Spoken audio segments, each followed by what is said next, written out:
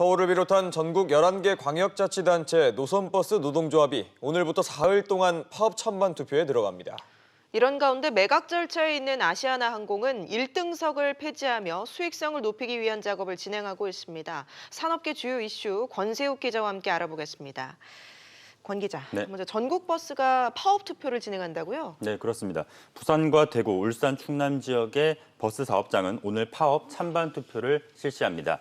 경기 지역의 준공영제 적용 사업장은 오늘과 내일 이틀 동안, 서울시 버스노조는 내일 투표를 실시합니다. 인천은 모레 인천지방노동위원회의 1차 쟁의조정 회의 결과를 지켜본 뒤에 파업 찬반 투표 실시 여부를 결정키로 했습니다. 이 버스 노조가 파업 투표를 실시하는 이유는 뭡니까? 네, 오는 7월부터 버스업계에 주 52시간제가 적용이 되면 초과 근무 수당이 줄어들 우려가 있기 때문입니다. 예.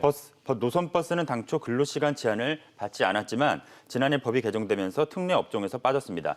전국 자동차 노동조합 연맹은 주 52시간제가 시행이 되면 월 최대 110만 원의 임금이 줄어들 것으로 추산했습니다.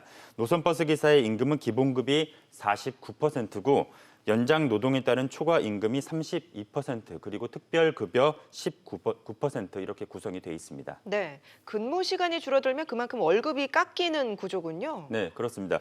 버스 기사들은 과로를 막기 위해서 근로시간 단축에는 동의를 하고 있습니다. 다만 월급이 줄어서는 안 된다는 입장입니다. 하지만 버스 회사들은 근로시간이 줄어든 만큼 임금을 그대로 줄 수 없다고 맞서고 있습니다.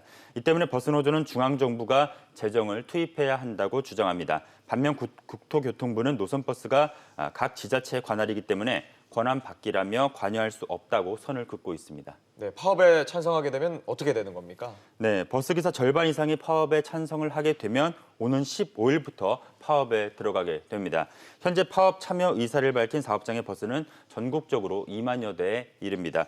버스가 파업에 들어가면 이른바 버스 대란이 야기될 수 있습니다. 국토부에 따르면 주 52시간제를 안착시키기 위해서 약 15,700명의 버스기사가 더 필요합니다. 추가 인건비는 연간 7,400억 원에 달하는 것으로 추정됩니다. 버스업계는 이 인건비를 감당할 수가 없기 때문에 지자체나 정부가 재정을 지원하지 않으면 노선을 줄일 수밖에 없다는 입장입니다. 네, 다른 소식도 알아보죠. 대한항공이 얼마 전에 1등석을 줄인다고 발표했는데 아시아나항공은 아예 1등석을 없앤다고요? 네, 아시아나항공은 미국 뉴욕과 LA 그리고 독일 프랑크푸르트 등 3개 노선에서 운영을 하던 1등석을 오는 9월부터 폐지하기로 했습니다.